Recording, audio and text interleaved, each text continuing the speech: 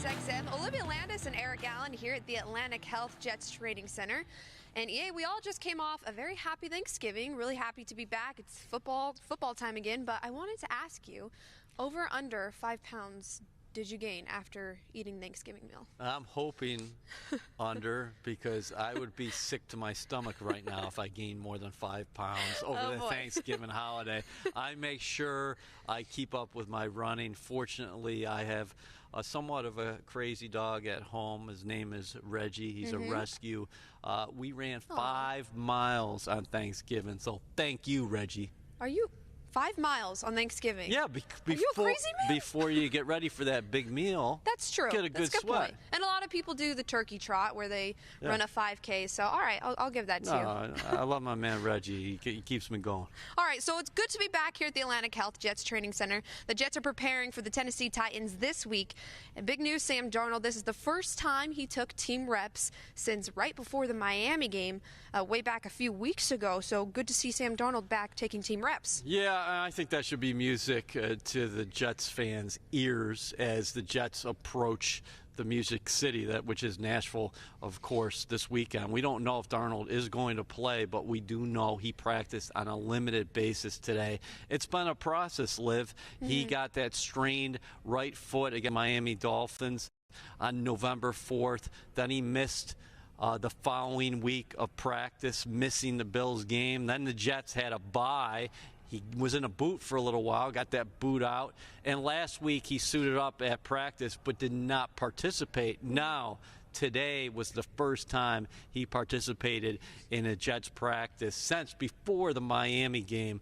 And in the limited time the media was allowed out at practice when we were out there, Liv, I thought he looked really good. He said he's feeling good.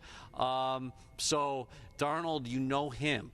A big-time competitor. He wants to be out there on the field with his teammates this weekend. We'll have to see what happens. Well, no matter what step in the progress, it's always great to see a player that is coming off of an injury taking those steps to get better.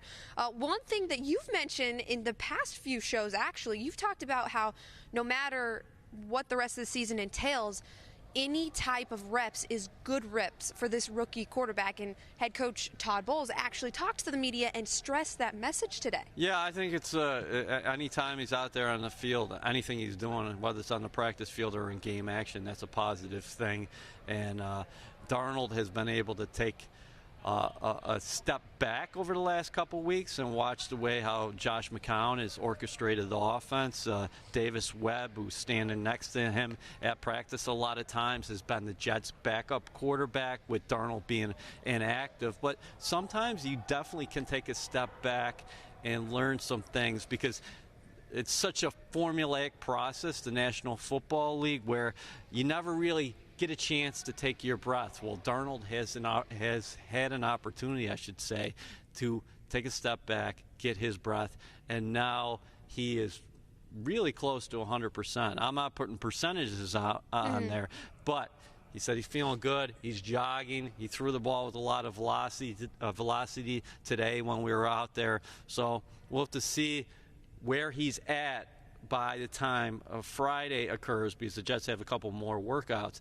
And another interesting part of this, Liv, is that he wasn't the only Jets quarterback who was limited at practice today. That's true. Josh McCown was actually also limited. He talked to the media and was talking about how he actually suffered a little bit of a thumb injury against the Patriots. So Josh McCown was still a little bit limited, but he was still on the practice field. Now, if Sam Darnold does not get the nod for this Sunday, obviously Josh McCown will be starting his 3rd consecutive game. Yep. Yeah, and you're watching him right now, and that's the thing that stood out to me today at practice, because the Jets practice right here inside their field house, is that he had the gloves on both hands because he did suffer that thumb injury, whereas Davis Webb and the rookie quarterback Sam Darnold were throwing with a glove on their left hand, their non-throwing hand, but not their throwing hand. Josh McCown was covered up because he did have that thumb injury. So he's probably pretty sore, because he came to the post-game news conference on Sunday, Liv, and he's still in uniform, and that Jets uniform. He had blood all over the place. So, unfortunately, has that little injury, but he's out there still throwing the football here today as the Jets got to work in earnest on the Tennessee Titans. We'll have to see how both of those quarterbacks progress throughout the rest of the week. It is only Wednesday. But right now, let's hear from rookie quarterback Sam Darnold, who spoke to the media today and talked about how valuable it was to sit back and watch veteran Josh McCown the past 2 games. Every time Josh gets a chance to go in there and play, I learn a ton from him. He's been doing it for a long time, so I understand, sometimes things might seem a little fast to me when I'm in there, and then when Josh gets in there, it's making quicker decisions, and I think just learning from him and watching him kind of go about studying throughout the week, and then how he practices is really what I've learned from the most. What have your impressions been of Tennessee's defense when you've seen on film? Yeah, Tennessee's they're a great team, very sound, and they like to mix things up. They like to bring the heat. Coach Vrabel over there loves to bring pressure, but at the same time, when he doesn't, or even when he does, they're super sound, and they're really good in man coverage, very good in their zone. So it'll be fun test for us, and I'm excited to, hopefully if I get a chance to play on Sunday, I'm excited to go out there and play. All right, we just heard from rookie quarterback Sam Darnold, and we just now said it watching that video. It looks like Sam Darnold's hair is actually a little bit longer than it's been at any point in the season. It is longer, but it is impressive as well. For a guy like me, I got to wear a ton of product. This guy has a great head of hair. The natural flow. I'm somewhat jealous of Darnold and what he's bringing to the table upstairs.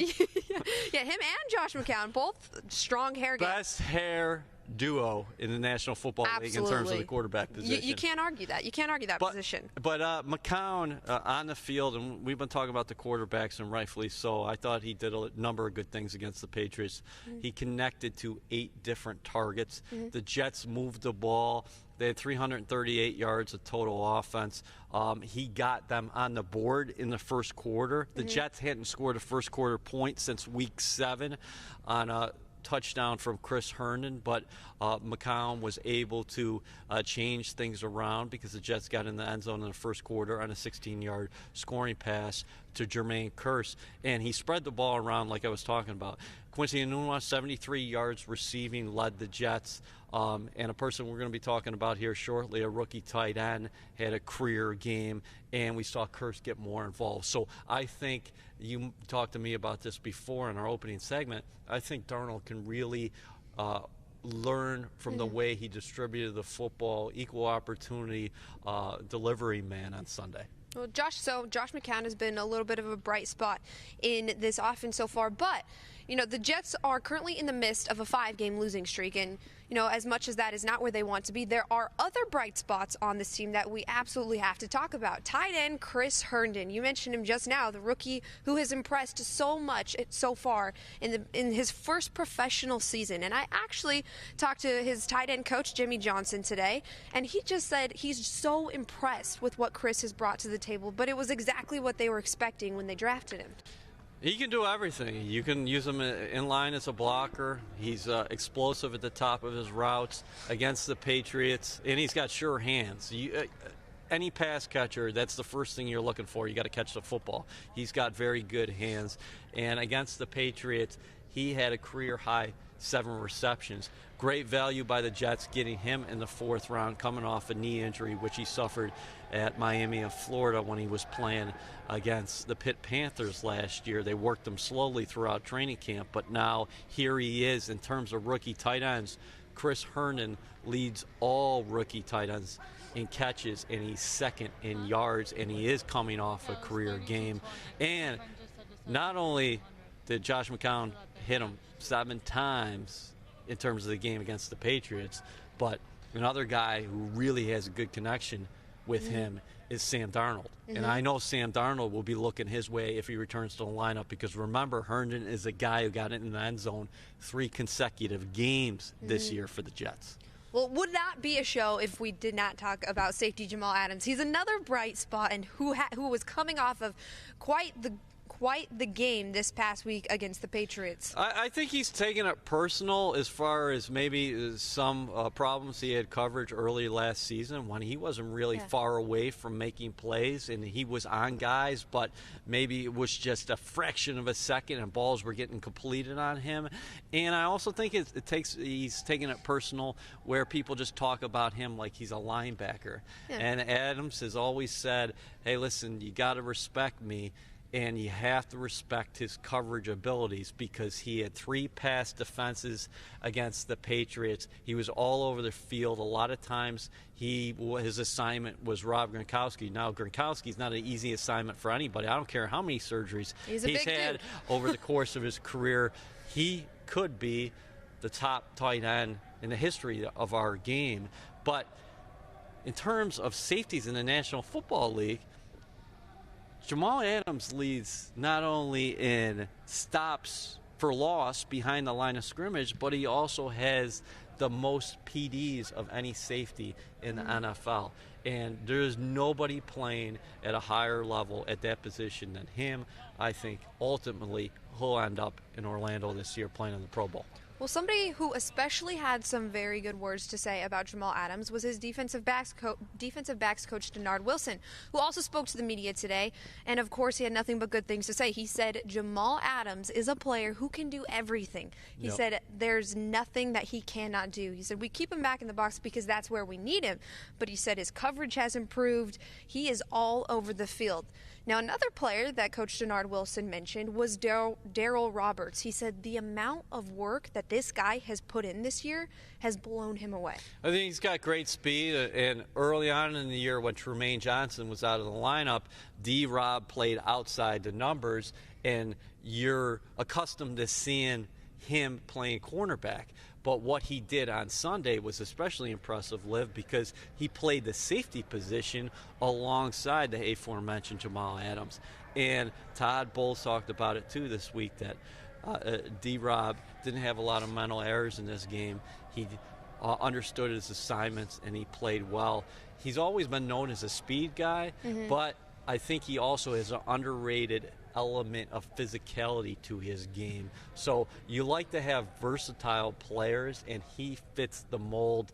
Nice job of him stepping in for Marcus May. Now, May, we're going to have to monitor his progress throughout the week because he's on the injury report as a DNP again. He did not play against the Patriots, so Darryl Roberts got the start, and he's dealing with a shoulder and thumb injury. Todd Bowles was asked about it today. Potentially, could he find his way on an injured reserve? And he said, right now he's very sore. We're going to have to monitor his progress. So May's season could be over if he does ultimately land on injured reserve. Yeah, Marcus May, unfortunately, has been bitten very badly by the injured bug this year, so hopefully he's able to make a bit of a recovery in the coming weeks. Now let's move to the other side of the ball. Center Spencer Long actually made his transition to guard this past game against the Patriots. Yeah, well, unfortunately for the Jets, they had to put James Carpenter on injured reserve today.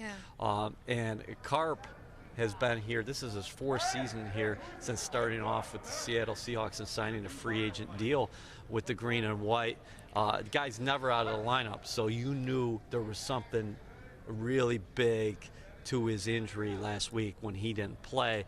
But what do you have to do? It's next man up for the Jets, and that meant Jonathan Harrison playing the center position, and Spencer Long, who started this season at the center position.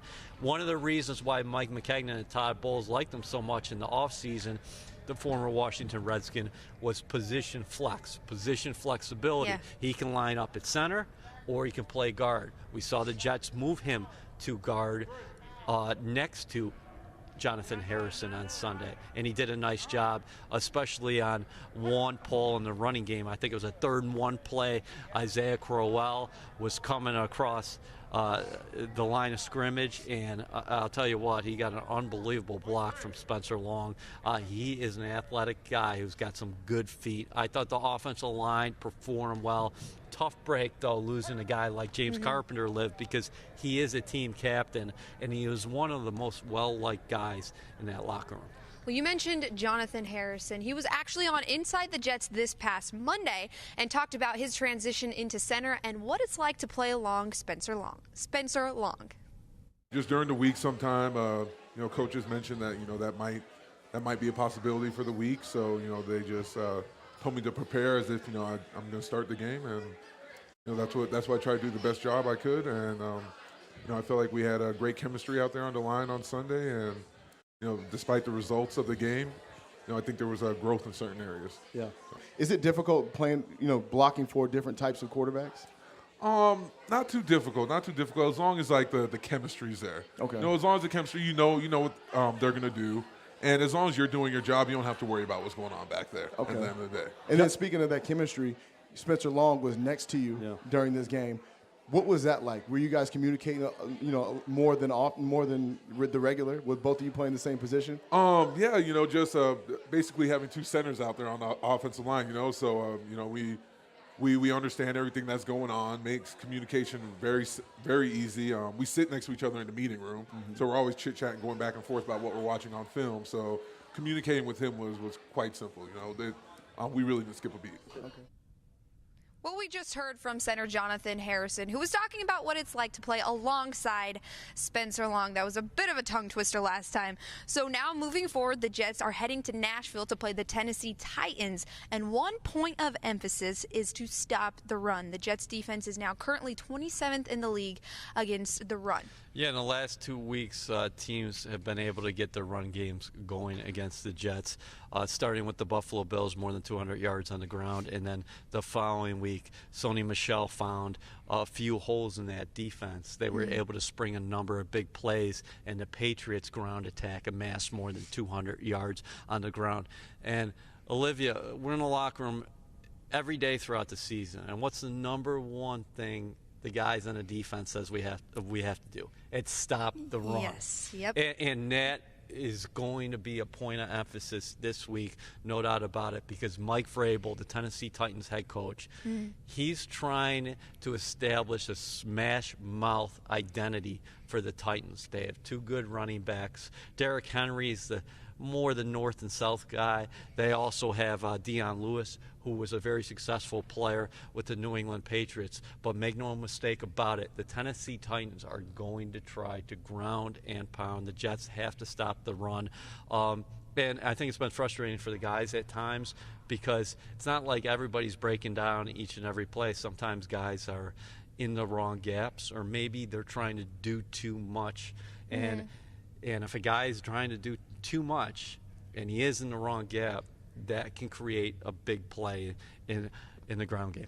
Something else that the players have continually said inside the locker room that needs to happen on the field is consistency. Yeah. Spoke to Jermaine Kearse last week in post-game. He was talking about consistency is what we need to continue to have. That can also be seen on defense. Now, Avery Williamson talked to the media, and he talked about the defense not necessarily being on the same page, especially on last week's game against the Patriots. Yeah, Avery Williamson is a guy who's very accountable. Against the Patriots, he said the Rob Gronkowski touchdown that came on a 3rd and 12 that ultimately tied the game early in that ballgame. The Jets had a 7-0 lead. Came on a play when the Jets were in cover 2, and he said, my man was Rob Gronkowski. I had to be better in coverage. Much like earlier in the year when the Jets faced the Chicago Bears, Tariq Cohen got free on a blitz, and Williamson pointed the finger at himself. Well, in terms of the run game, Liv, he said, listen, there were a couple times when not everybody heard me calling out the plays, and he said I got to be louder. But I did talk to him about it in the locker room today, and I said, is it going to be easier for you to relay those play calls on to your teammates during a road game? And he said, yeah, because at a home stadium, of course, at MetLife Stadium, when you're facing Tom Brady, the stadium is jumping. They're trying to be loud as possible. But conversely, when you're in Tennessee this week, they're going to try to keep it quiet for Marcus Mariota and company. But Williamson said he's got to make sure everybody gets the play call. And then the other thing, you got to be in your gaps, play your own assignments, and take care of the fundamentals. I know people get tired of hearing that on the outside, but you really, it's alignment and assignment. And if you take care of those two things, you're going to be fine. Avery Williams is going to have a lot of juice this weekend, Liv, because he started his career with the Tennessee Titans. He played 4 years for the Titans before signing a free agent deal with the green and white. And then he also grew up in Tennessee, went to high school in Tennessee. He said inside the locker room today that he's actually really excited to go back. He said it'll be the first time that he's been there or seen all of those guys since last year, or I think he said the beginning of this year in January. It's a long time, so I'm sure that'll be interesting to be on the other side of the field this time. I guarantee there's going to be definitely an Avery Williamson rooting section inside that stadium Sunday afternoon. Well, that's all we have for you today on Practice Today, presented by SiriusXM. But Ethan Greenberg and Eric Allen will be back at it this Friday. And you know what? Ethan Greenberg and Eric Allen are actually both traveling to Nashville. They will be reporting on the Tennessee Titans and Jets game. Do you have any plans? We're going to go eat some fried chicken? Aren't they super famous for fried chicken or hot chicken out in Tennessee? I think they're hot chicken. I think it's hot chicken. They're famous for the music. I think. Maybe, the music, but the food too. Maybe I'll have an opportunity to take in some music, or the Nashville Predators. I know people in Nashville are very pumped up about their hockey team as well. I know they have. You're a big home hockey game. guy, eh? I am a big hockey guy, but hey, Sunday it's pregame central.